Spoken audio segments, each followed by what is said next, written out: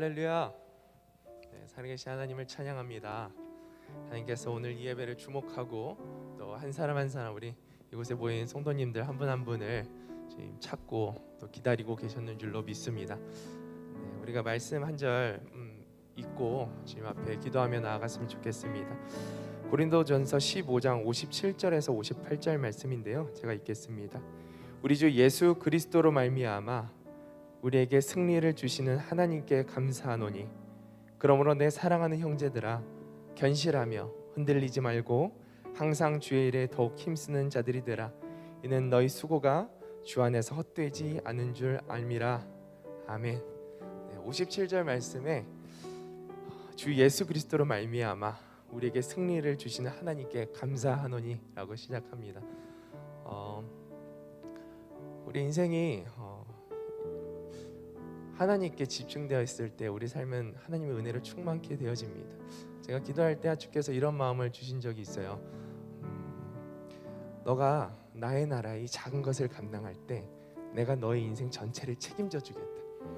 우리의 인생이 그렇죠. 성도의 인생이 그렇습니다. 하나님 나라의 그 작은 일을 기쁨으로 감사함으로 감당할 때 주께서 우리의 삶을 책임져 주십니다.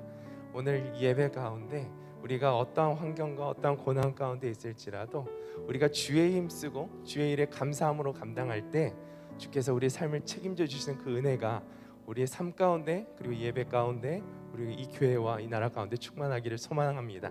그런 마음으로 이 시간 같이 기도했으면 좋겠습니다. 하나님 주의 일에 더 힘쓰는 자 되게 하여 주십시오. 하나님, 우리가 어떠한 고난과 어떠한 환경 가운데 있을지라도 우리가 찬양함으로 감사함으로 주님 앞에 나아가는 주님의 자녀들 되게 하여 주십시오. 오늘 예배가 그런 예배 되게 하여 주시옵소서. 같이 주님 앞에 기도하며 나아갑니다. 사랑과 내가 풍성하신 하나님 아버지, 예수 그리스도로 말미암아 우리가 감사함으로 나아갑니다. 주께서 이미 승리하셨습니다. 주께서 이미 승리하셨습니다. 하나님, 그 승리를 우리가 붙들고 나아갑니다. 하나님, 우리가 감사함으로 주의 일들을 감당할 때 하나님 여전히 우리 삶과 동행하시며 우리에게 가장 좋은 것과 선한 것으로 채워주시기 원하신 주께서 아버지 우리의 영혼을 채우시고 우리의 영혼을 먹이시며 우리의 삶에서 필요한 것들을 채우시는 그 주님의 선하심이 우리 삶 가운데 풍성하게 이루어질 줄로 믿습니다. 하나님, 우리가 주의 일을 작은 것 하나 감당할 때 우리 인생을 전체를 책임져 주시는 주의 은혜 가운데 살게 해주시고 아버지 육의 생각이 아닌 영의 생각인 생명과 평안으로 아버지 우리 인생을 채워주시옵소서. 날마다 숨쉬는 순간마다 내 앞에 어려운 일 보내 주님 앞에 이 몸을 맡길 때 슬픔 없네 두려움 없네. 한 번 더 고백해 볼까요? 날마다 숨 쉬는 순간마다 내 앞에 어려운 일 보내 주님 앞에 이 몸을 맡길 때 슬픔 없네 두려움 없네. 주님의 그 자비로운 손길 항상 좋은 것 주시도다. 사랑스레 아픔과 기쁨을 수고와 평화와 안식. 2절 찬양합니다. 날마다 주님 내 곁에 계셔 자비로 날 감싸주시네. 주님 앞에 이 몸을 맡길 때 힘주시네 위로함 주네. 어린 나를 품에 안으시사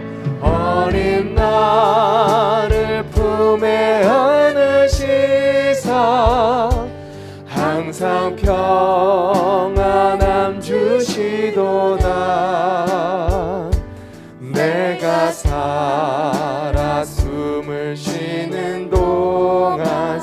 살피신다. 우리 후렴 한 번 더 고백해 볼까요? 어린 나를 품에 안으시사, 어린 나를 품에 안으시사, 항상 평안함 주시도다.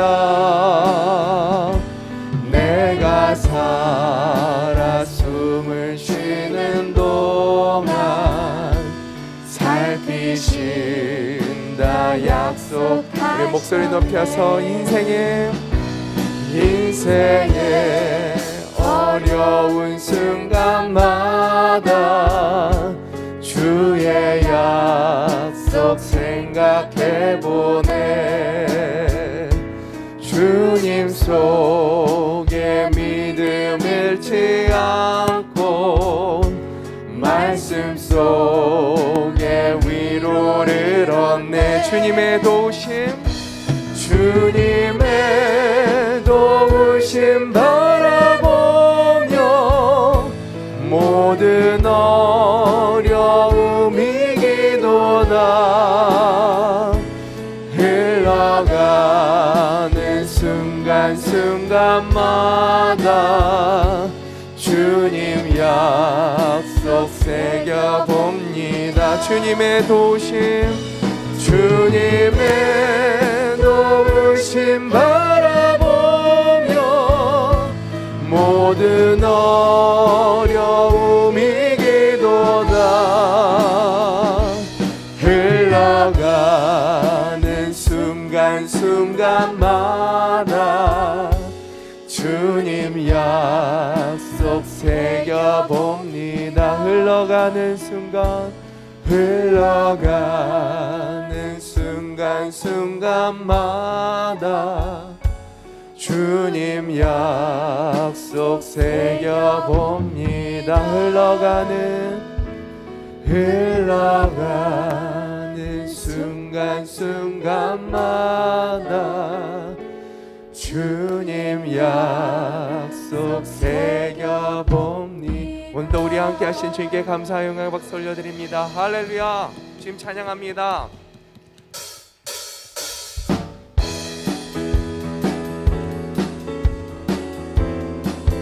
우리 같이 찬양합니다. 나의 등 뒤에서 아멘. 나를 도우시는 주, 나의 인생길에서 지치고 고나여 매일처럼 주저앉고 싶을 때 나를 믿어주시네. 일어나 걸어라. 내가 새 힘을 주리니. 일어나 너 걸어라. 내 너를 일어나 걸어라. 일어나 걸어라. 내가 새 힘을 주리니. 일어나 너 걸어라. 내 너를 믿음으로 고백합니다. 나의 등 뒤에서 나를 도우시는 주, 평안히 길을 갈 때 보이지 않아도 지치고 곤하여 넘어질 때면 다가와 손 내미시네. 일어나 걸어라. 내가 새 힘을 주리니. 할렐루야. 일어나 너 걸어라. 내 너를 일어나 걸어라. 일어나 걸어라. 내가 새 힘을 주리니. 할렐루야. 일어나 너 걸어라. 내 너를 도우리. 나의 등 뒤에서 나를 도우시는 주, 때때로 뒤돌아보면 여전히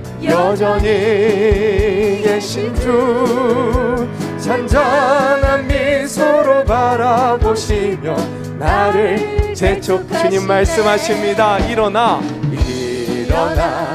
걸어라. 내가 새 힘을 주리니 일어나 너 걸어라 내 너를 도우리 일어나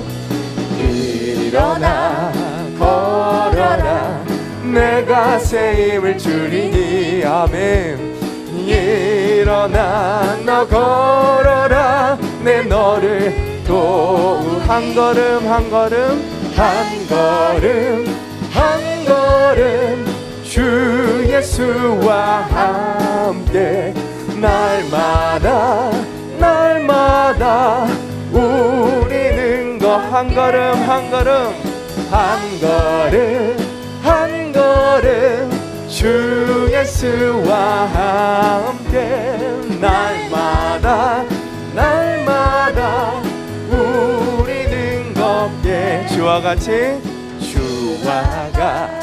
길 가는 거 즐거운 일 아닌가 우리 주님 걸어가신 발자취 우리 2절 고백합니다 어린아이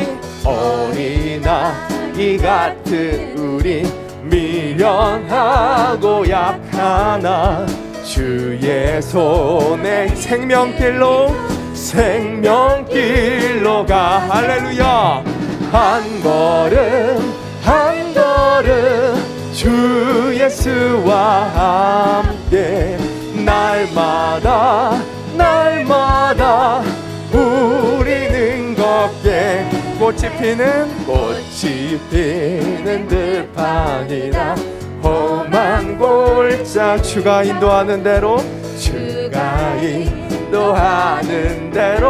주와 같이 걷게 한 걸음 한 걸음 주 예수와 함께 날마다 우리는 옛 선지자 에녹같이 옛 선지자 에녹 우리들도 천국 안에 들려올라갈 때까지 주와 같이 걷게 한 걸음 한 걸음 주 예수와 함께 날마다 우리는 한 걸음 한 걸음 주 예수와 함께 날마다 우리는 걷게 그 천국의 길로 우리를 이끄십니다. 할렐루야 주님 찬양합니다. 아멘.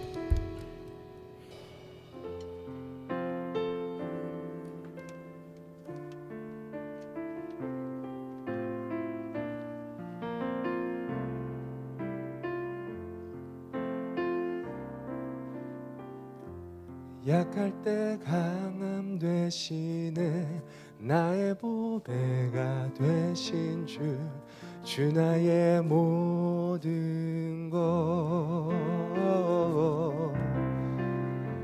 주 안에 있는 보물을 나는 포기할 수 없네 주 나의 모든 것 한 번 더 고백합니다. 약할 때 강함 되시네 나의 보배가 되신 주 나의 모든 것 주 안에 있는 보물을 나는 포기할 수 없네 주 나의 모든 것 예수 어린 양 좀 귀한 이름 예수 어린 양 좀 귀한 이름 십자가 죄 사하셨네 아멘 십자가 죄 사하셨네 주님의 이름 찬양해 주 나의 모든 것. 쓰러진 나를 채우고 쓰러진 나를 세우고 나의 빈 잔을 채우네. 주 나의 모든 것. 예수 예수 예수 어린 양 존귀한 이름 예수 어린 양 존귀한. 한 번 더 고백합니다. 예수 어린 양 예수 어린 양 존귀한 이름 예수 어린 양 존귀한 이름 예수는 우리를 깨끗게 하시는 주시니 그의 피 우리를 눈보다 더 이게 예수는 우리를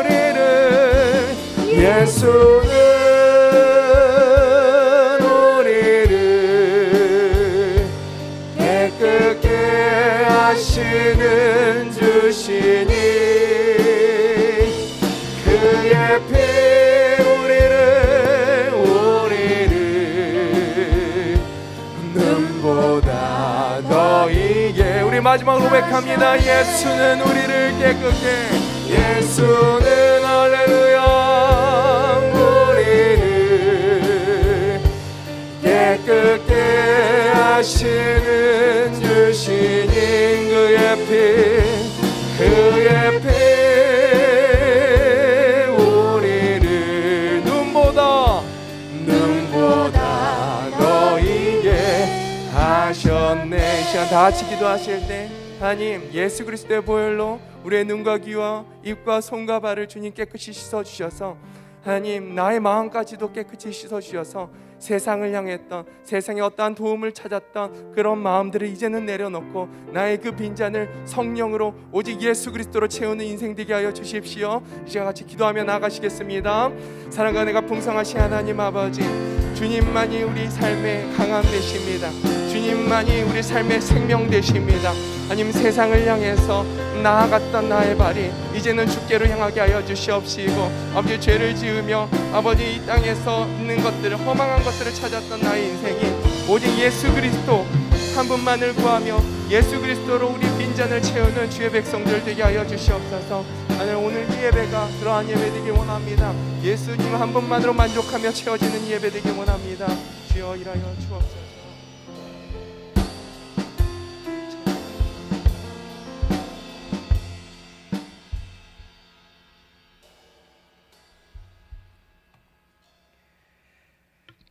평안을 너희에게 끼치노니 곧 나의 평안을 너희에게 주노라.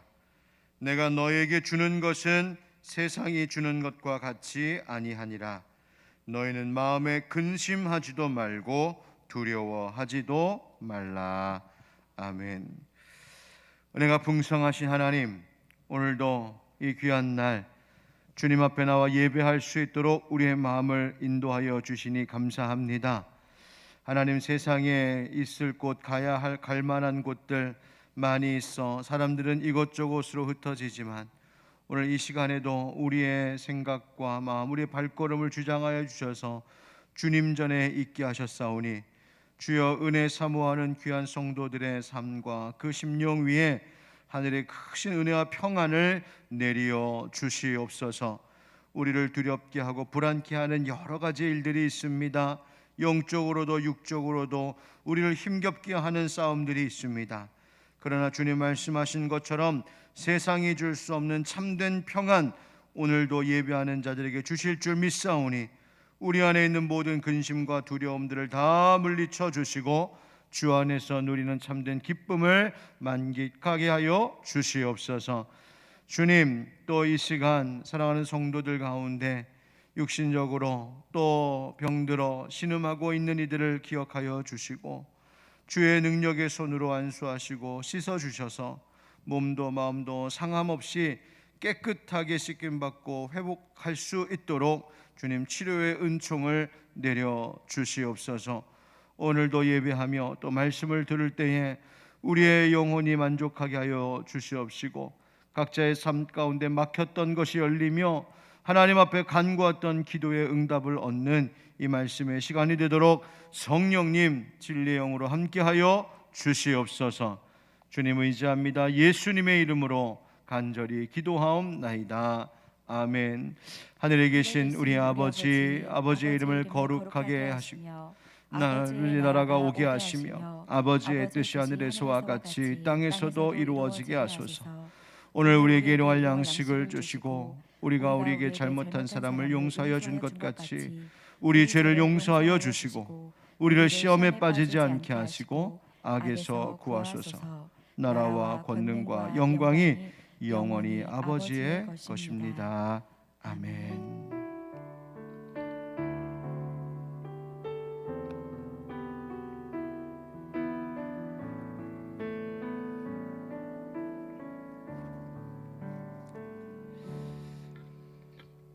오늘 주님께서 우리에게 주시는 말씀은 시편 73편 16절부터 28절까지의 말씀입니다.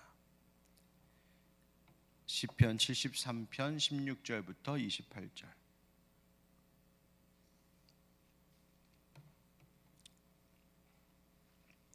시편 73편 16절부터 28절까지의 말씀 우리 한 절씩 교독하겠습니다.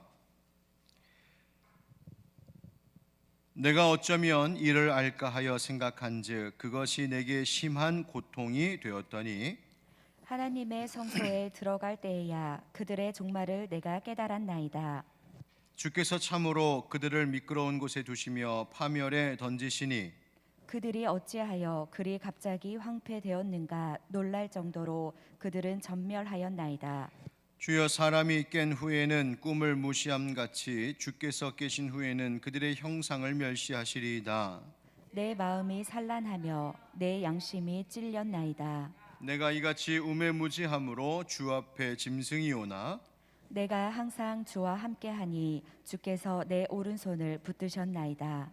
주의 교훈으로 나를 인도하시고 후에는 영광으로 나를 영접하시리니 하늘에서는 주 외에 누가 내게 있으리요 땅에서는 주밖에 내가 사모할 리 없나이다. 내 육체와 마음은 쇠약하나 하나님은 내 마음의 반석이시요 영원한 분깃이시라. 무릇 주를 멀리하는 자는 망하리니 음녀같이 주를 떠난 자를 주께서 다 멸하셨나이다. 다 같이 하나님께 가까이함이 내게 복이라. 내가 주 여호와를 나의 피난처로 삼아 주의 모든 행적을 전파하리이다. 아멘. 할렐루야. 오늘도 수요 예배 함께 하신 우리 성도님들 환영하고 축복합니다. 오늘도 말씀 사모하고 또 은혜 사모하는 모든 심령들 위해 하나님께서 우리에게 필요한 것들로 채우시고 우리가 가야 할 길을 또 우리가 행해야 될 일들을 하나님 가르쳐 주실 줄 믿습니다. 오늘 말씀 제목 한번 따라할까요? 설명할 수 없는 고난을 당할 때. 설명할 수 없는 고난을 당할 때. 계속되고 있는 지구 반대편의 전쟁 소식을 들으면서 또 최근에 있었던 우리나라 또 화재와 같은 큰 사건들을 보면서 마음에 이런 생각이 들었습니다. 왜 이런 어려움을 당해야 할까? 도대체 저기서 희생당한 수많은 분들, 또 자기의 삶의 터전을 잃어버린 사람들, 그들이 왜 이렇게 어려움을 당해야 할까? 도무지 설명이 되지 않았습니다. 지금 코로나 정점을 찍고 지금 감소 추세에 있다고는 하지만 이제 오미크론뿐만 아니라 이제 막 스텔스 오미크론, 등 지금 계속해서 어려움을 겪고 있습니다. 그런데 제가 코로나 때문에 큰 어려움을 우리가 함께 겪고 오는 이 기간을 가만 보니까 이 코로나에 감춰서 또 자기 안에 있는 다른 개인적인 여러 가지의 어려움이 있음에도 불구하고 그것을 다 말하지 못하면서 지내시는 분들도 계시는구나 보게 되었습니다. 그래서 힘드시죠? 어려움 없으세요? 그럼 다 똑같이 힘들죠. 코로나 때문에 다 힘들죠. 정작 자기 안에 자기 속에 코로나 말고도 인생이 겪고 있는, 우리가 가정이 겪고 있는 여러 가지 삶의 어려움들이 있음에도 불구하고 그것을 다 말하지 못한 채 묻어두고 살아가고 있는 우리들의 모습도 보게 됩니다. 하나님, 왜 이런 어려운 일들을 우리가 겪으며 살아가는 것인가요?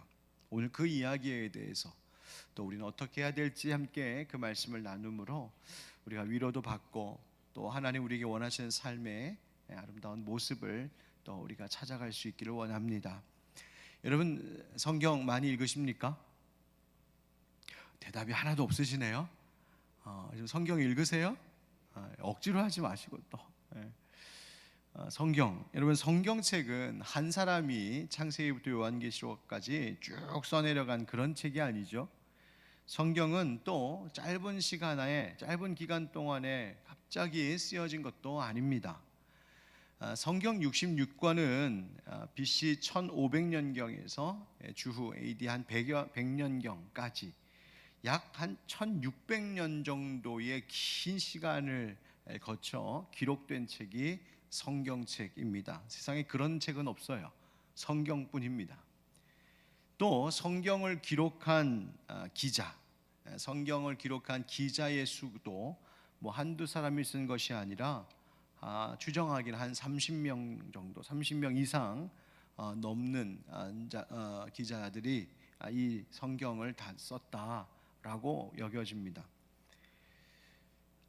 또 그렇기 때문에 성경은 이 성경 66권의 각 권들이 따로따로 있던 것을 함께 모여져서 만들어진 책인데, 이 모여진 책이기 때문에 누군가는 그 각각 흩어져 있던 책을 최종적으로 모았을 겁니다. 그렇죠? 구약을 묶고 신약을 묶고 말이죠. 그것을 모을 때에 아마도 어떤 책을 제일 앞에 넣어야 될까?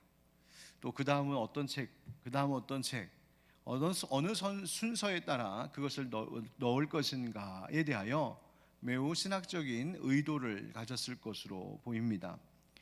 그래서 창세기부터 특별히 구약 성경에 있어서 창세기, 출애굽기, 레위기, 민수기 쭉 지나가는 그 성경의 각 권들이 놓여진 순서들도 결코 무의미하지 않다 하는 겁니다.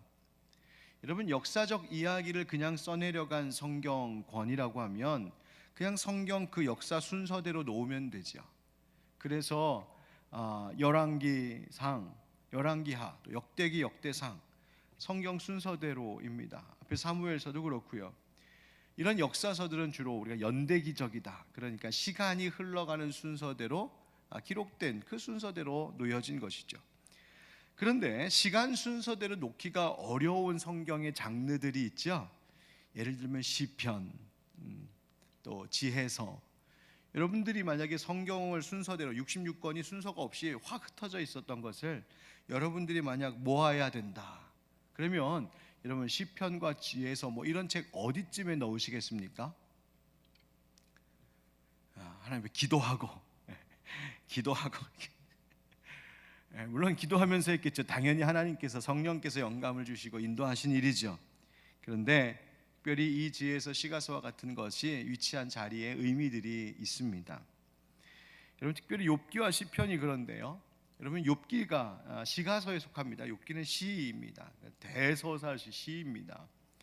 욥기는 인생이 겪는 이 고난에 대하여서 의문을 쏟아놓고 있습니다. 어떤 질문? 하나님, 왜 우리가 이런 고난을 겪어야 됩니까? 우리도 얘기하죠. 하나님, 왜 내게 이런 어려움을 겪어야 합니까? 내가. 욥기 안에는 이런 것에 대한 많은 이야기, 많은 변론들이 있지만 결국 욥기의 마지막에 그 끝은 단순합니다. 욥기의 마지막의 끝은 우리가 겪는 인생의 모든 일들, 하나님이 행하시는 모든 일들에 대하여 인간이 어찌 하나님의 그 깊으신 뜻을 다 알 수 있겠는가 하는 거예요. 그게 결론이에요. 우리가 아무리 지혜롭게 말하고 우리가 세상의 많은 것들을 통달했다고 할지라도 하나님의 행하시는 일들, 하나님의 그 깊은 생각과 섭리와 경륜을 인간이 어찌 다 헤아릴 수 있겠는가? 하나님 앞에서 겸손하라. 바로 그것을 말하고 있는 것이 욥기의 이야기입니다. 그러니까 욥에게 있었던 고난도, 우리에게 있었던 고난도 다 설명할 수 없는 여러 가지 고난의 일들 앞에서 이렇다 저렇다 인간이 할 말이 없다. 하나님의 뜻을 우리가 다 알 수 없다 하는 이야기예요. 욥기 이런 결론을 생각해 보면 그렇지, 맞지. 수긍이 가면서도 뭔가 좀 한쪽이 좀 찝찝해요. 뭔가 좀 마무리가 안 된 것 같아요. 왜요? 하나님, 그러면 내가 이해할 수도 없고 이유도 알 수 없고 설명도 할 수 없는 인생의 어려움을 당하면 그 이유를 알 수 없는 고난과 시험 앞에 우리 인간은 그냥 무방비 상태로 무기력하게 그냥 끌려다니고, 어려운 일이 다가오면 그냥 다 겪고 상처받고, 그래서 늘 한숨과 서름 속에 살아가야 됩니까? 어떻게 하라고요? 좋습니다. 하나님의 뜻을 다 알 수 없다는 거 인정하겠습니다. 그런데 현실 속에서 겪는 이 괴로움은 어떻게 하나요? 라고 하는 의문점이 남기 때문이에요. 여러분, 욥기 다음에 뭐가 있어요? 예? 심한 여러분, 대답을 하실 때는요 크게 해주세요. 욥기 다음에 뭐가 있다고요? 시편이요. 시편이 있어요. 시편은 욥기가 남긴 그 질문에 대한 답이에요. 그 순서가 있는 거예요. 즉 욥기에서 하나님, 인간의 고통 앞에 그럼 우리는 어떻게 해야 됩니까? 라고 하는 것 앞에 시편이 답을 주고 있어요. 그래서 여러분, 우리가 시편을 읽으면서 많은 위로를 받고 은혜를 받는 이유가 바로 거기에 있어요. 인생 가운데 답할 수 없고 풀리지 않는 것 같은 문제 앞에 우리가 어떻게 해야 되는가? 풀리지 않는 인생의 문제 앞에서 내가 인간으로서 할 수 있는 것이 무엇인가? 어떻게 해야 되지? 그것을 이야기하고 있는 게 시편이에요. 또 나처럼 그렇게 똑같은 고민을 하고 아파하고 있는 시인들의 그 탄식이 들어있는 것이 바로 시편이기 때문에 그래요. 그래서 시편을 보면은요, 탄식도 있고 감사도 있습니다. 인생의 어려움을 겪으면서 막 절망하고 신음하는 소리, 그것만 있는 것이 아니라 그것을 뛰어넘는 하나님을 향한 소망의 기도가 있는 것이 시편의 말씀이에요. 시편 말씀을 보면 우리 인생이 이렇게 어리석지 싶은 우리 인간의 무지함도 드러나는가 반면, 그러나 하나님의 지혜도 시편에는 나타나고 있어요. 시편 속에는 인간의 그 유약함, 인간의 그 유한함도 고백되고 있지만, 반면에 하나님의 그 전능하심, 하나님의 무한하심, 영원하심도 나타나 있는 것이 시편이에요. 오늘 우리 함께 읽은 시편 73편 가운데에도 그런 대목이 있죠. 26절 말씀에 보면 내 육체와 마음은 쇠약하나. 여러분, 시인들도 겪었어요. 성경을 쓴 사람들도, 위대한 신앙인들도 내 육체와 내 마음이 얼마나 쇠약한지, 때로는 우리가 얼마나 연약한지가 다 공감되는 그런 일들이, 고백들이 있어요. 그러나 하나님은 내 마음에 무엇이다? 반석이시요 영원한 분기되시라. 그러니까 인간의 쇠약함과 하나님의 반석되심이 같이 나오는 것, 바로 그것이 시편의 이야기예요. 놀라운 것은 인간의 이 고통과 이 인간이 겪고 있는 이 무지함을 말하고 있는, 그러니까 욥기에 이어서 나오는 이 시편의 말씀은 인간 혼자, 나 스스로는 어리석기 그지없고 유한하고 절망 가운데 있을 우리의 인생들이지만, 하나님 안에 있는 인간들에게는, 하나님 안에 있는 신앙인들에게는 여전히 하나님 때문에 소망이 있고, 우리는 어리석지만 하나님 안에 있으면 하나님이 지혜이시기 때문에 하나님께서 어리석은 인간을 위한 지혜가 되어 주심을 노래하고 있는 것이 시편인 거예요. 여러분, 욥이요, 여러분 욥의 인생을 잘 아시죠? 느닷없이 닥친 고난에 괴로워했습니다. 육체가 겪는 괴로움 그 자체 얼마나 힘들었겠어요. 또 또 자녀들을 잃고 친구들에게 정죄당하는 모든 일들이 참 괴로웠잖아요. 그런데 여러분, 이러한 것들 현실적으로 또 내 몸이 겪고 있는 이 괴로움도 괴로움이지만 욥에게는 아주 심각한 괴로움이 하나 근본적으로 있었어요. 그게 무엇이냐면 하나님 왜 나에게 이런 일이 일어났습니까? 즉 그 이유에 대한 거예요. 하나님, 나는 하나님이 참 의롭고 하나님이 선하신 분인 줄 알고 있었는데, 내가 그 믿음 그 신앙 가지고 지금까지 살아왔는데 왜 하나님을 경외하는 나에게 이런 일이 일어나는 겁니까? 내가 하나님을 좀 오해하고 있었나요? 하나님 내가 잘 모르고 있었나요? 그것이 이제 욥의 답답함이었어요. 오늘 본문 시편 73편에도 이 시를 쓴 기자도 같은 고뇌에 빠져 있었음을 알 수 있습니다. 오늘 말씀 시편 13편 우리 16절부터 읽었는데요, 1절로 한번 가보실까요? 오늘 성경 열심히 찾아주셔야 돼요. 1절, 2절 한번 같이 읽어보실까요? 1절, 2절 시작. 하나님이 참으로 이스라엘 중 마음이 정결한 자에게 선을 행하시나 나는 거의 넘어질 뻔하였고 나의 걸음이 미끄러질 뻔하였으니. 아멘. 무슨 말입니까?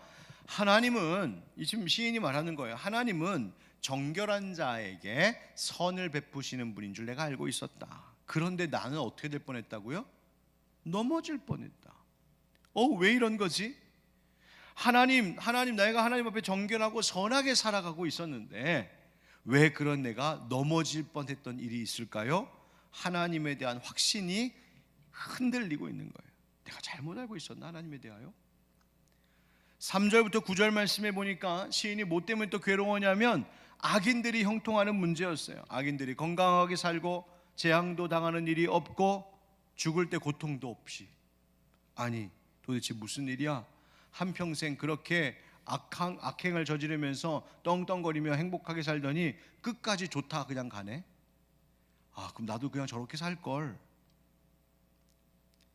13절에 보니까 13절 말씀 보세요.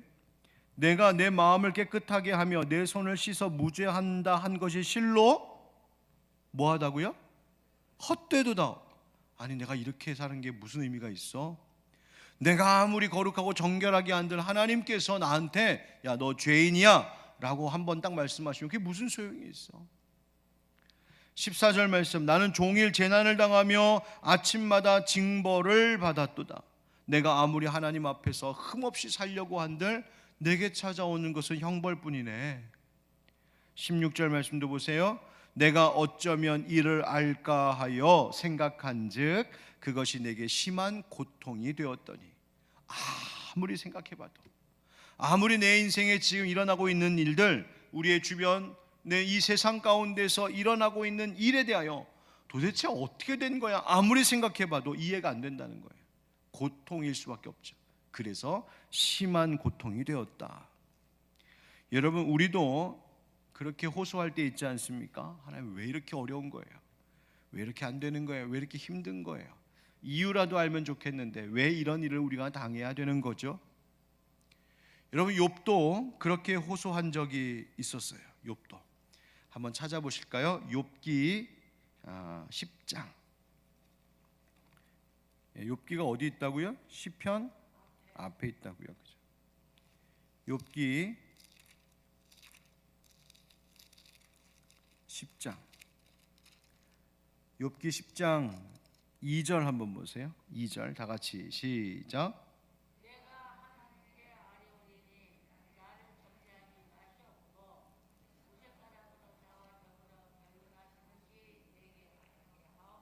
아멘. 욥이 하나님 앞에 뭐라고 하냐면 자기가 겪고 있는 이 일이 하나님께서 나에게 준 형벌이라고는 생각하지 않으나 마치 하나님께서 자기에게 싸움을 걸어 오시고 있다라고 생각을 했어요.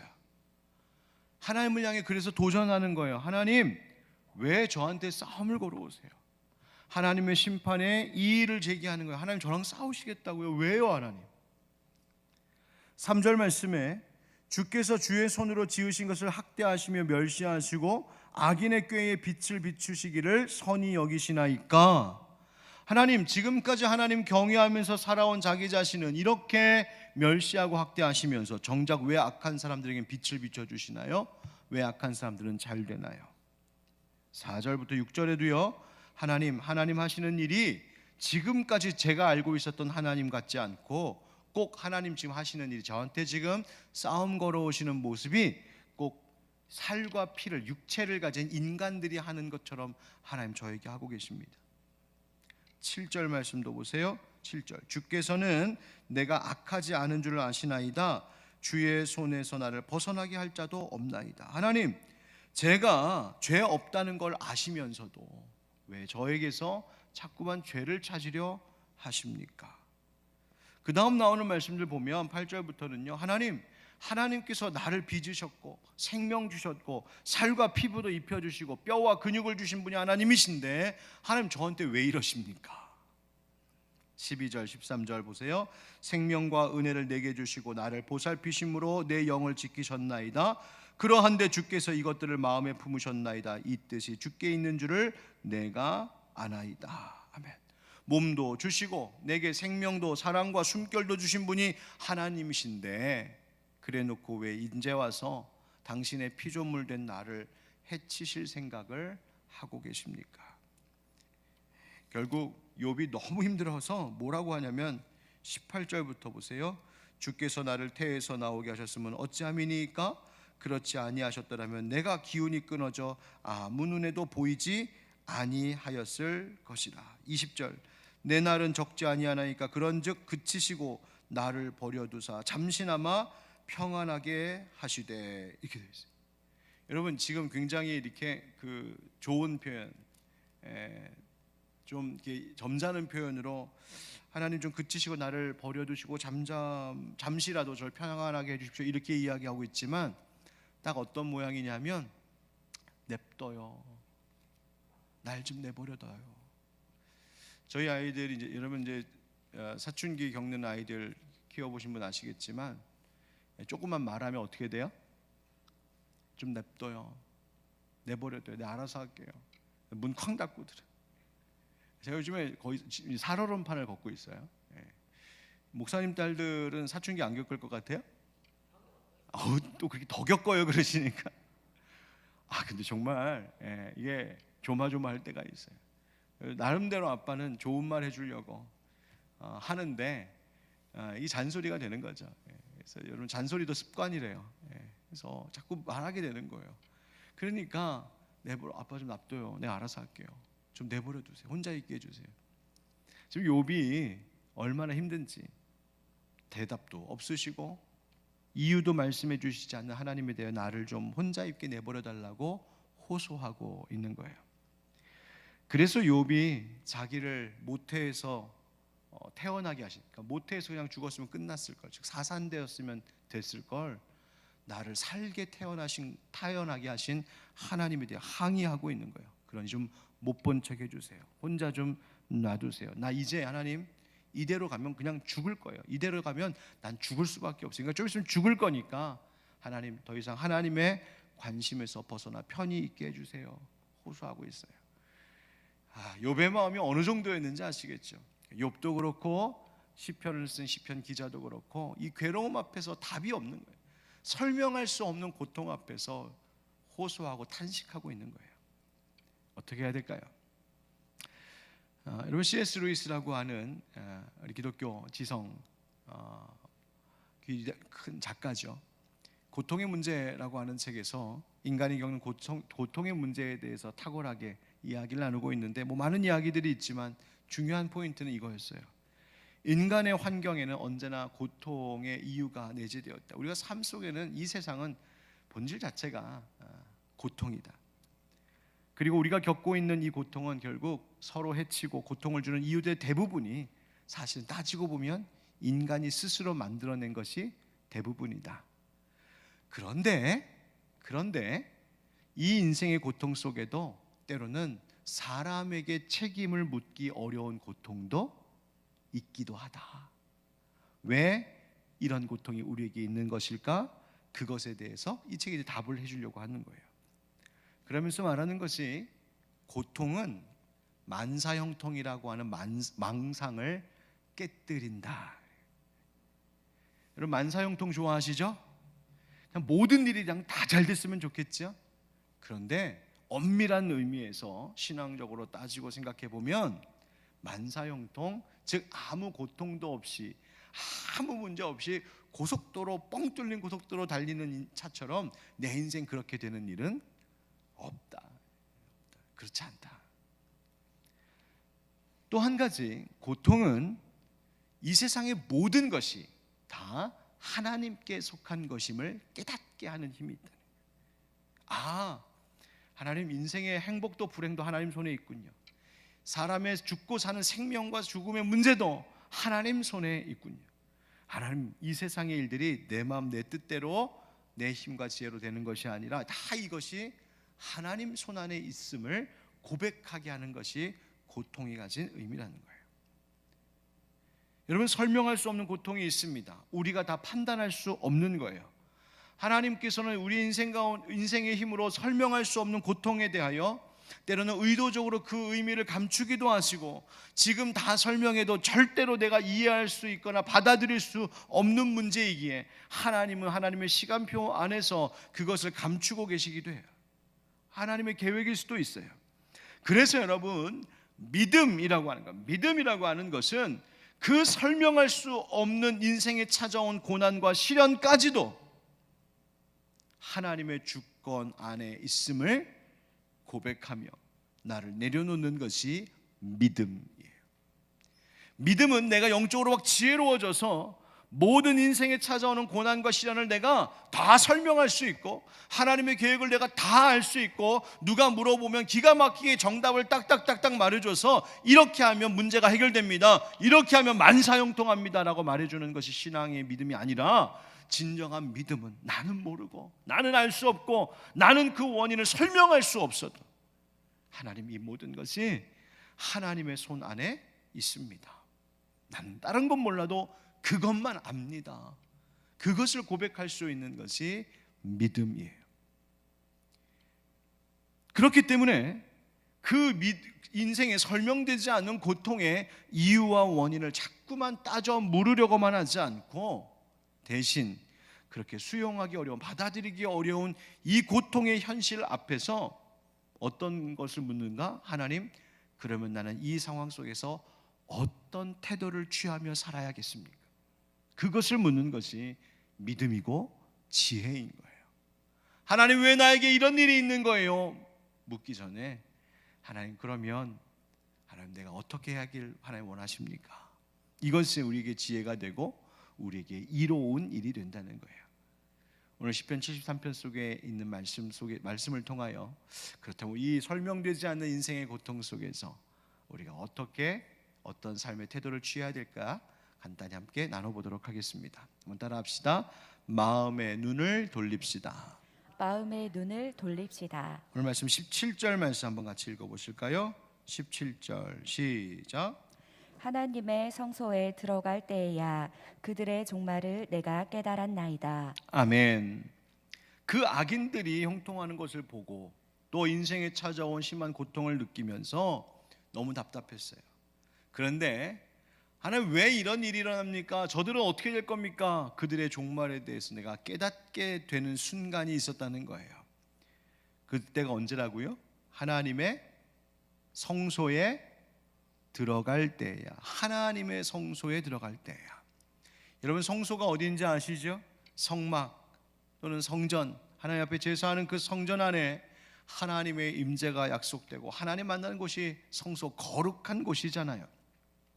그런데 히브리어 성경을 보면 이 17절 말씀에 하나님의 성소, 우리말로는 그냥 성소에 들어갈 때에야 이렇게 되어 있는데요, 이 성소가 그 단수로 쓰이죠. 그런데 신기하게도 이 구절에서는요, 복수로 쓰였어요. 그러니까 직역하자면 하나님의 성소들에 들어갈 때에 이렇게 되어 있단 말이에요.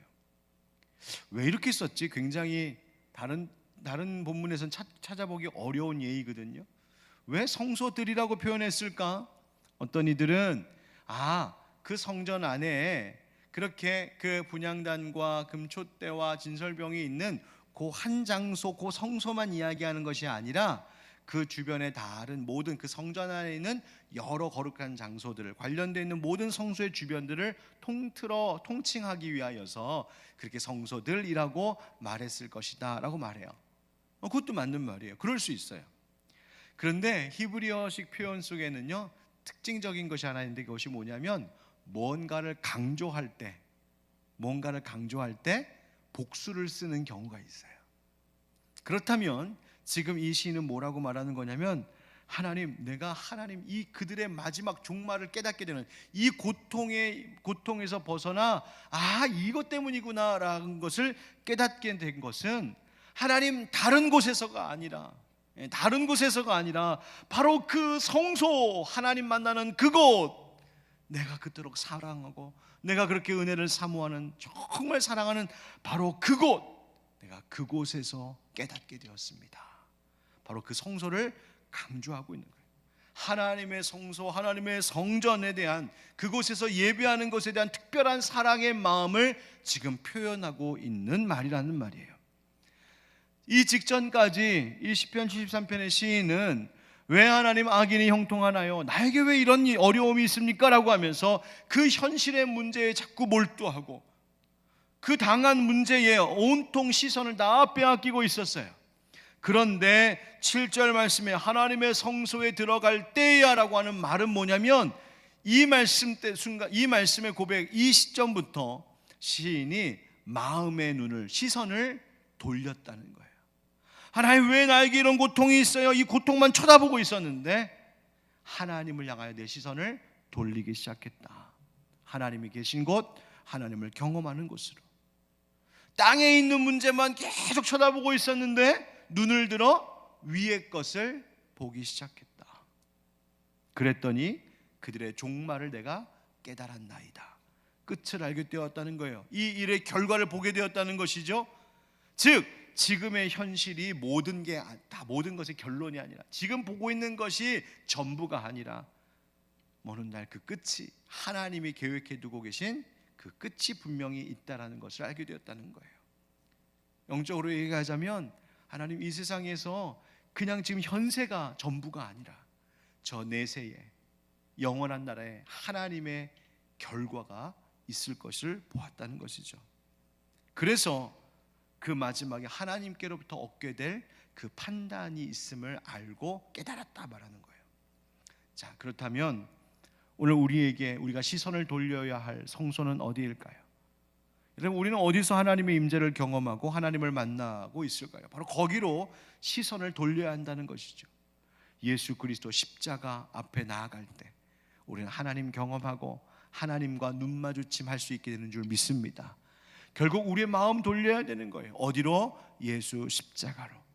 예수님으로 말미암은 구원을 노래하고 찬양하는 예배의 자리로 우리의 시선을 돌리고 우리의 발걸음을 돌려야 된다는 거예요. 하나님의 말씀을 듣고 말씀을 배우는 그 자리에 우리의 마음을 두고 우리의 시선을 두고 내 발걸음을 거기로 향해야 된다는 거예요. 그 십자가 은혜에 의지하는 기도의 자리에서도 바로 하나님 경험하는 거 아닙니까? 근데 여러분, 우리는 기도한다고 하면서도요, 우리의 인생의 문제에 더 몰두할 때가 더 많아요. 예배 드린다고 하면서, 찬송한다고 하면서, 말씀 듣는다고 하면서도 우리의 시선이 자꾸만 위의 것, 하나님을 향하여 있기보다는 여전히 육신의 것, 땅의 것, 현실의 것에 우리의 시선이 여전히 빼앗겨 있을 때가 많아요. 하나님은 하나님 나라, 하나님의 계획에 대해서 함께 이야기 나누고 싶은데 나는 늘 똑같은 것만 묻는 거예요. 하나님, 왜 우리 집에 이런 일이 있고, 왜 내 인생에 이런 문제가 있고, 하나님 왜 이 문제 해결되지 않고. 여러분, 이번 사순절 기간에 우리의 마음의 방향을 한번 돌려봤으면 좋겠습니다.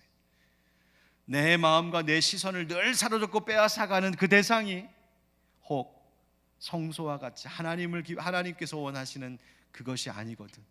한번 과감히 이것을 내려놓고, 하나님, 그 문제 하나님 앞에 맡기고, 이 어려움은 하나님의 계획 가운데 있음을 내가 알고 있사오니 하나님 그건 맡기고, 하나님, 나 하나님만 바라보게 해주십시오. 그래서 발걸음을 성전으로 향하고, 예배하는 자리로 향하고, 말씀과 기도가 있는 자리로 향하고, 내 시선과 마음의 눈을 거기에 두는 것, 바로 그때 하나님의 결국을 깨닫게 하시는 은혜가 있을 줄 믿습니다.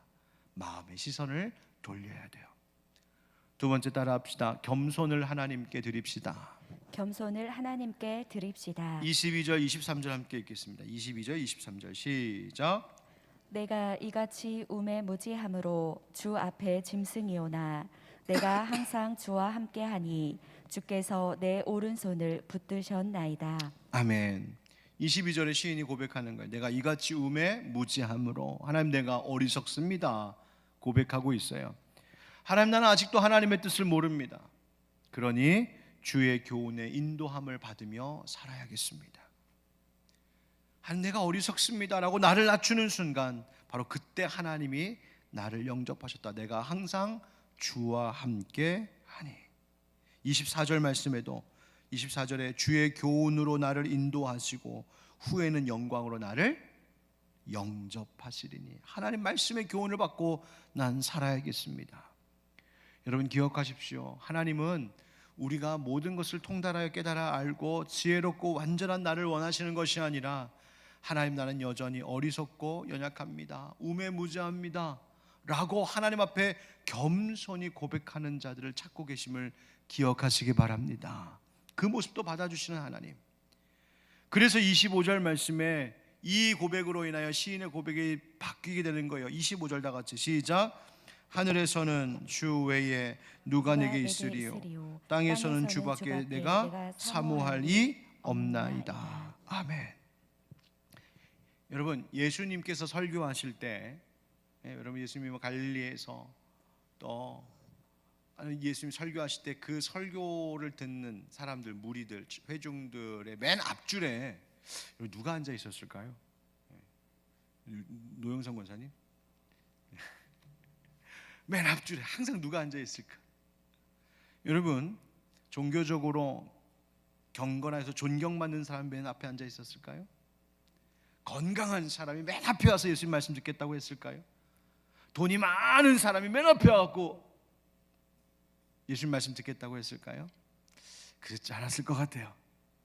오히려 정반대로 몸도 마음도 병든 사람, 가난한 사람, 귀신 들린 사람, 종교적으로 때로는 죄인이다 부정하다 취급받는 사람, 버림받은 사람, 상처받고 실망하고 낙심한 사람들이 예수님밖에 의지할 곳이 없어서 가장 맨 앞에 와서 예수님 한 말씀만, 예수님 한 번만 어루만져 주시고 한 번만 말씀해 주시고 한 번만 내 손 잡아주세요. 그 마음으로 그 앞에 앉아있지 않았을까요? 주님 나를 불쌍히 여겨주십시오. 여러분 땅의 것만 쳐다보면서 살면 둘 중에 하나예요. 자기에 대해서 교만해지거나 아니면 자기에 대해서 불만을 가지고 사는 것, 둘 중에 하나예요. 내가 잘난 것 같아서 교만하고 반대로 내가 현실이 어려우면 내 인생은 왜 이래 하면서 불만과 원망 속에 사는 거예요. 땅의 것만 보면, 현실의 문제만 보면. 그러나 앞서 말씀드린 것처럼 마음의 시선을 돌려 위를 보기 시작하고 성소를 향해 내 마음을 쏟아붓기 시작하면 하나님의 거룩하심과 완전하심, 하나님의 능력 많으심 앞에 우리가 어떤 마음으로 변화되기 시작하면 겸손함으로 변화되기 시작하는 거예요. 겸손. 바로 하나님은 겸손의 마음을 가진 자들에게 은혜 주시는 분이라고 성경은 이야기하고 있어요. 야고보서 4장 6절 말씀 앞에 화면에 나오는데요. 같이 읽어봅시다. 시작. 그러나 더욱 큰 은혜를 주시나니 그러므로 일렀으되 하나님이 교만한 자를 물리치시고 겸손한 자에게 은혜를 주신다 하였느니라. 아멘. 겸손한 자에게 은혜 주신다. 야고보서 사도는 앞에 1장 21절에서도 이렇게 말합니다. 야고보서 1장 21절들 다 같이 시작. 그러므로 모든 더러운 것과 넘치는 악을 내버리고 너희 영혼을 능히 구원할 바 마음에 심어진 말씀을 온유함으로 받으라. 아멘. 이 1장 21절 뭐라고 말하는 겁니까? 너의 영혼이 정말 구원받기를 원하느냐? 그럼 두 가지 하라는 거예요. 하나는 너희 버릴 것 버려라. 그 더러운 것과 넘치는 악 버려라. 두 번째는 말씀을 받으라. 말씀 받으라. 두 가지예요. 그런데 그 말씀을 받을 때에 무엇으로 받으라고 되어 있습니까? 온유함으로 받으라. 온유함으로 받으라라고 하는 말의 의미는 다른 말로 하면 공손히 겸손한 마음으로 받으라. 겸손한 마음으로. 뭘 받을 때? 말씀 받을 때. 이런 켄 가이어라고 하는 이가 묵상하는 삶이라고 하는 책에서 뭐라고 말하냐면 이런 이야기를 해요. 말씀이 씨앗이라면 그것을 받는 우리의 마음이 결국 이 밭이 되고 토양이 되는 것인데, 그 토양의 수용력, 그러니까 씨를 받아들일 수 있는, 그래서 뿌리 내리고 싹을 내게 할 수 있는 이 수용력, 즉 말씀을 잘 받고 붙들어서 영적인 싹을 나게 하는 힘은 어디에서 오느냐? 내 마음이라고 하는 토양에 겸손이라고 하는 수분이 있느냐예요. 그래서 이런 말을 합니다. 잘 들어보세요. 그대로 읽어드릴게요. 토양과 씨앗이 만나면 발화 과정이 시작됩니다. 영혼이 말씀을 받아들여 어두운 땅 속에 깊이 뿌리를 내리게 할 때 말씀은 거기 있는 것을 취하여 변화시키되 생명을 줄 뿐 아니라 열매까지 맺게 합니다. 잠깐 멈추고 생각해 보세요. 우리 영혼의 행복, 단순히 일상의 행복이 아니라 영원한 행복이 우리의 마음의 겸손에 의존하고 있습니다. 겸손할 때 행복해진다. 우리가 말씀을 듣는 곳은 예수님의 발 아래입니다. 겸손이 우리를 그곳에 데려다 줍니다. 그 말씀을 받아들일 수 있게 하는 것도 겸손입니다. 겸손은 말씀을 우리 마음의 옥토에 놓아 뿌리를 내리고 자라서 결실을 맺게 하는 것입니다. 아멘. 겸손한 마음, 온유한 마음으로 말씀을 받아야 뿌리가 내립니다. 여러분, 인생에 설명되지 않는 고통 만날 때, 이해되지 않는 어려움들이 보일 때 하나님의 아들, 딸 된 저와 여러분들이 취해야 될 때는 겸손을 드리는 것입니다. 여러분, 그 겸손함 속에서 하나님의 하실 일을 깨달아 볼 수 있는 은혜가 있기를 축복합니다.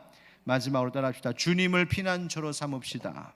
주님을 피난처로 삼읍시다. 결국 시인의 최종적인 신앙 고백이 무엇입니까? 28절 다 같이 시작. 하나님께 가까이 함이 내게 복이라. 내가 주 여호와를 나의 피난처로 삼아 주의 모든 행적을 전파하리이다. 아멘. 자, 이 말씀 보세요. 이 말씀 보면 이 시인이 복이 무엇이냐라고 하는 그의 이해가 바뀌어버렸어요. 3절 말씀에 형통하는 악인들을 보면서 괴로워했거든요. 그 얘기는 인생의 현실의 형통함이 복이라고 생각했기 때문이에요. 또 5절 말씀에도 보면 사람들이 당하는 고난이 그들에게는 없고, 고난이 없는 것이 복이라고 생각했던 거예요. 그러니 저들의 인생, 저 악인들의 인생에 고난이 없음을 보면서 왜 그렇습니까? 왜 저들에게 복 주십니까? 이렇게 말한 거죠. 12절 말씀에도 보세요. 볼지어다 이들은 악인들이라도 항상 평안하고 재물은 더욱 불어나도다. 뭐가 복이라고 생각하는 거예요? 점점점 돈이 쌓이는 것, 점점점 부자가 되는 것, 투자한 것마다 막 상승가가 최고를 쳐서 떡상이 됐다고 그러죠. 그래서 막 돈을 벌고 부동산 값이 오르고, 그래서 돈 벌고 그래서 평안하게 사는 것, 그게 복이라고 생각을 하는 한 악인들은 계속 잘 되고 복 받는 거예요. 그런데 하나님 앞에 자신을 쏟아놓고 성소에서 하나님을 향하여 내 마음의 시선을 돌리자 그가 고백한 것이 무엇이냐면, 뭐가 복이라고 28절에 말했다고요? 하나님께 가까이 함이 복입니다 라고 복에 대한 이해가 뒤집어졌어요. 여러분, 하나님께서 어떻게 하시는가 보세요. 하나님 앞에 내 마음의 괴로움을 쏟아놓을 때 악인들에게 있는 거 싹 뺏어다가 나한테 확 갖다 부어주는 것이 아니라 나의 관점을 바꾸어 놓으시는 거예요. 현실만 보고 보던 인생을 영원을 보며 사는 인생으로 바꾸어 놓은 거예요. 영원한 것을 바라보면서 살아가는 인생들 앞에 그 어느 것도 힘을 쓸 수가 없는 거죠. 여러분, 참된 복 바로 하나님께 가까이 합니다. 출애굽기 33장 11절에 이런 말씀이 있죠. 사람이 자기의 친구와 이야기함 같이 여호와께서는 모세와 대면하여 말씀하시며, 모세는 진으로 돌아오나 눈의 아들 젊은 수종자 여호수아는 회막을 떠나지 아니하니라. 그럼 모세도 복된 인생이죠. 하나님과 모세의 친밀한 관계, 마치 얼굴을 마주하면서 대하는 친구와 같은 관계, 얼마나 귀해요.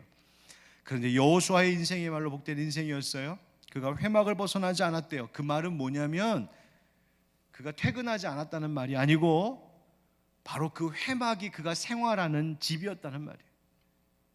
진영 밖에 모세가 여호와 하나님을 만나는 곳으로 그 이스라엘 광야 생활할 때 진영 밖에다가 회막을 따로 두었는데, 즉 성막이 완전히 공식화되기 전이에요. 그 회막, 즉 여호와 하나님을 만나도록 모세가 따로 지어놓은 그 자리가 여호수아에게는 집이었어요. 거기서 생활했다는 말이에요. 하나님께 헌신된 삶.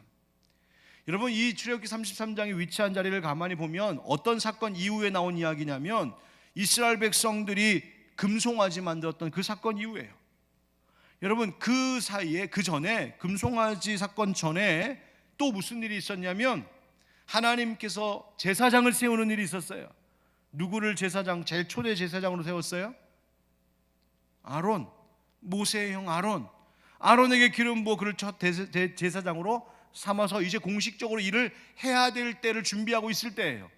그런데 그 아론이 오히려 금송아지를 만드는 일의 주도자같이 쓰여지죠.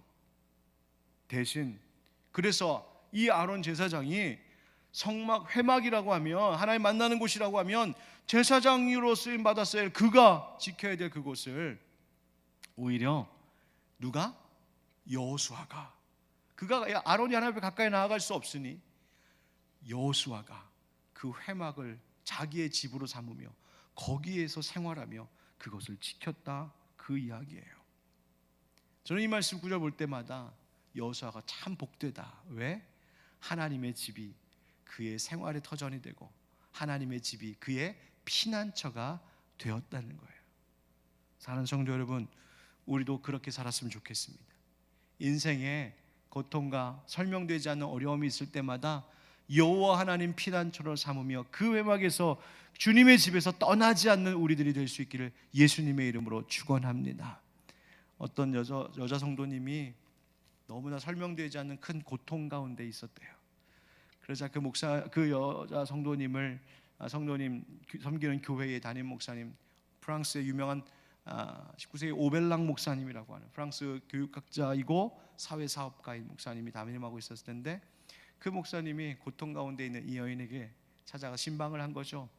갈 때 보석 2개를 가지고, 그래서 이 보석 2개를 딱 보여주면서 이야기하는 거예요. 이 둘은 색깔도 똑같고 투명한 것도 똑같고 순수한 것도 똑같고 흠이 없는 것도 똑같은 보석이에요. 그런데 보세요, 한쪽은 뭔가 조금 흐릿하게 보이고 하나는 영롱한 광채가 나고 있는데 왜 이 똑같은 보석에 이런 차이가 있는지 아십니까? 모르겠는데요, 이유가 있습니다. 잘 안 보이는 거는 고작 8번밖에 깎지 않은 거예요. 그런데 잘 보이는 이 반짝반짝거리는 것은 무려 80번이나 깎았어요. 그러면서 하는 말이, 더 많이 깎여 고통을 많이 받은 것일수록 더 영롱한 빛을 발하기 마련입니다 라고 말했다는 거예요. 사랑하는 성도 여러분, 혹시 오늘 영상을 통해서 예배하고 말씀 듣고 계신 분들 중에도 내 삶에 설명할 수 없고 이해되지 않는 인생의 고통의 문제 때문에 씨름하고 계십니까? 여러분, 하나님께서 그 고통을 통하여 오히려 더 영롱하게 빛을 발하는 보석과 같이 여러분의 인생을 바꾸어 가실 것입니다. 그러므로 언제나 하나님 앞에 내 자신을 들여 겸손함으로 하나님 앞에 나아가고 그 마음을 늘 하나님께 돌리고, 그리고 하나님이 나의 피난처 되심을 알고 주의 전을 떠나지 않는 여러분 되시기를 축복합니다. 하나님의 큰 은혜로 함께 하실 줄 믿습니다. 아멘. 마지막 찬양하고 기도하기 전에 광고하겠습니다. 오늘 수요 성경 공부가 또 있습니다.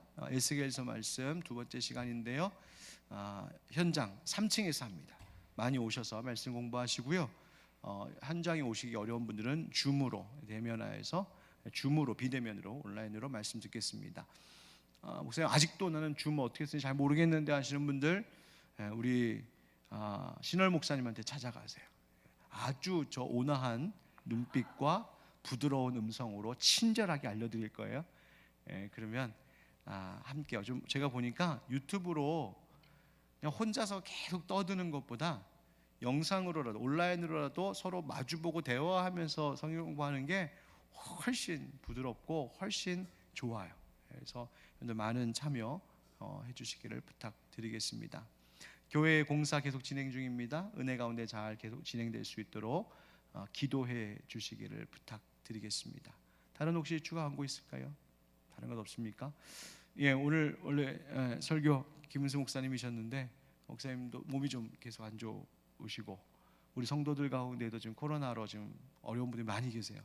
여러분 기도해 주시고요. 빨리 치료하고 회복되고 일어설 수 있도록 이런 마음 써주시기 바라고 여러분들도 건강 늘 주의하시기를 바랍니다. 아멘. 우리 함께 찬양합시다. 하나님께로 더 가까이.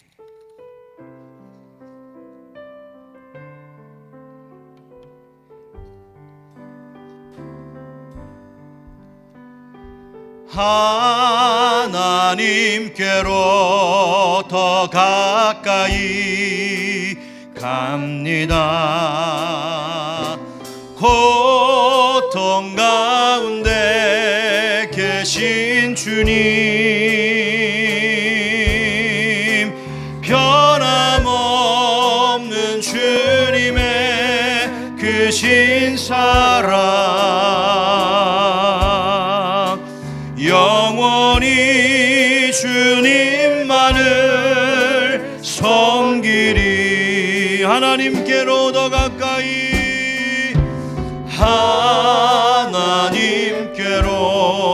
더 가까이 갑니다. 고통 가운데 계신 주님, 변함없는 주님의 그 신사랑, 영원히 주님만을 우리 한 번 더 여러분들의 목소리로 하나님께로 더 가까이, 하나님께로 더 가까이 갑니다. 고통 가운데 계신 주님, 변함없는 주님의 그 신사랑, 영원히 주님만을 섬기리. 함께 기도합시다. 하나님 아버지, 오늘도 주님 말씀 듣고 나아갑니다. 이제 말씀을 듣고 또 돌아가게 되는 이 세상에는, 또 우리 현실에는 코로나 말고도 말로 다 하지 못하는 저마다의 어려움과 고통의 문제들이 여전히 남아 있습니다. 이해가 되지 않고 설명도 되지 않는, 때로는 내 마음을 너무 답답하게 하고 어떻게 해야 되나, 하나님 도대체 왜 그렇습니까 싶은 삶의 문제들이 가정마다, 개인마다, 또 사회적으로도, 또 온 세계 가운데에도 여전히 있는 것을 봅니다. 그러나 하나님, 그러한 문제 때문에 하나님을 의심하거나 하나님을 원망하는 자들이 되지 않게 하여 주시고, 도리어 이 모든 것이 하나님의 손 안에 있음을 알고, 인생의 생사화복이, 인생의 모든 기쁨과 슬픔, 삶의 행복과 불행이 내 뜻, 내 마음대로 되는 것이 아닌 하나님 손 안에 있는 것임을 겸손히 고백하는 믿음의 사람들이 되게 하여 주시옵소서. 무엇보다도 항상 하나님, 우리의 마음의 시선을 하나님께 늘 돌릴 수 있도록 주님, 우리의 시선을 돌려주시고, 하나님 만나는 자리, 예배하는 자리, 말씀과 찬양과 기도가 있는 자리로 우리의 마음도, 우리의 시선도, 우리의 발걸음도 향할 수 있도록 성령님 우리를 이끌어 주시옵소서. 하나님뿐만 아니라 우리의 마음이 늘 주 앞에 겸손하기를 원합니다. 주님, 시인이 내가 우매무지합니다. 하나님 앞에 자신의 어리석음을 내려놓고 고백할 때에 하나님께서 영원한 것을 보는 눈을 열어주셨던 것처럼, 주님, 우리도 하나님 앞에 겸손히 엎드려 주님, 우리를 불쌍히 여겨 주옵소서. 내가 무지합니다. 겸손함으로 살아가는, 그래서 주의 말씀을 받을 때마다 그 말씀이 내 토양, 내 마음의 토양에 깊이 심겨지고 싹을 틔우고 뿌리를 내릴 수 있도록 우리의 마음의 겸손을 허락하여 주시옵소서. 하나님, 또 바라 없는 것은 다른 어떤 것도 아닌 하나님이 나의 피난처 되었음을 고백하게 하옵소서. 하나님께 가까이함이 내게 복이라고 고백한 것처럼 주님, 세상의 만사 형통이, 세상의 물질의 부요함이 그것이 나에게 복이 아니라 하나님께 가까이함이 복임을 알게 하여 주옵소서. 그래서 인생의 고통 때문에 내가 하나님 앞에 나와 기도하게 되었고, 인생에 풀리지 않는 문제 때문에 하나님 앞에 더 가까이 나아갈 수밖에 없었다면 오히려 그것이 나에게 복이 되었음을 알게 하여 주옵소서. 내 몸과 마음이 상하고 약하여서 하나님 의지할 수밖에 없게 되었다면 오히려 그것이 내게 복이 되는 것을 알게 하여 주시옵소서. 주님, 이 세상에서 일어나는 여러 가지 어려운 일들을 보면서도 하나님 앞에 더 가까이 나아가오니 우리를 불쌍히 긍휼히 여겨주시고 하나님이 우리를 가까이 부르시는 은혜의 손짓인 줄 알고 다시 주님 앞에 나오는 이 사순절기가 되게 하여 주옵소서. 하나님, 우리 사랑하는 하늘빛 광성교회 성도들, 우리 모든 형제자매들을 지켜주시옵소서. 영적으로도 하나님이여 늘 강건하도록 새 마음 새 힘 주시고, 특별히 코로나 때문에 치료받고 있는 이들도 있습니다. 주님의 보혈로 씻기셔서 깨끗하게 치료함 받고 일어나 온전히 회복되어 주 앞에 나올 수 있도록 은총 베풀어 주시옵소서. 주 앞에 드리는 귀한 물질의 헌신, 봉헌하는 손길들도 기억하여 주시고, 저들이 살아갈 때에 메마름이 없도록, 부족함이 없도록 하나님 넉넉히 채워 주시옵소서. 오늘 저녁에 있을 말씀 공부에도 함께 하시고 우리의 모든 교회 예배와 모임과 모든 행사 가운데 하나님께서 함께 하시사 주님 영광 위에서 쓰임받는 시간들이 되게 하여 주시옵소서. 감사합니다. 우리 주 예수 그리스도의 이름으로 축복하고 기도하옵나이다. 아멘. 이제는 우리 주 예수 그리스도의 은혜와 하나님 아버지 크신 사랑과 성령의 교통하심과 역사하심이 오늘도 주님의 말씀 듣고 인생에 설명되지 않는 어떤 고통의 문제 앞에서도 주님만을 나의 피난처로 삼겠습니다 고백하며 나아가는 모든 주의 성도들 가운데 이제부터 영원까지 함께 하시기를 간절히 축원하옵나이다. 아멘.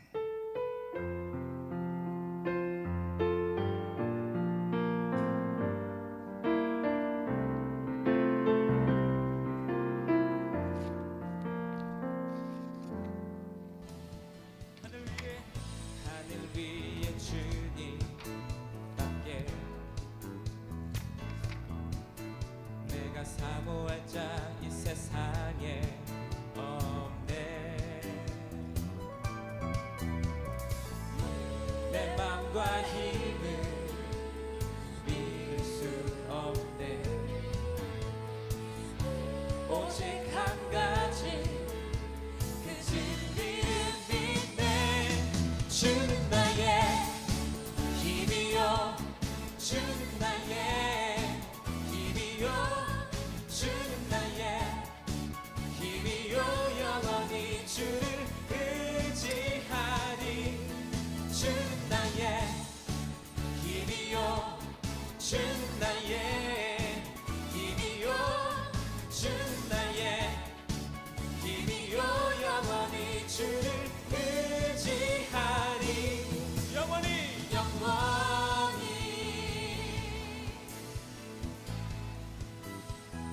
다시 한번 찬양합니다. 하늘 위에 주님밖에 내가 사모할 자 이 세상에 없네. 내 맘과 힘을 믿을 수 없네. 오직 한 가지 그 진리를 믿네. 아멘. 주는 나의 힘이요, 주는 나의 힘이요, 주는 나의 힘이요, 영원히 주를 의지하리.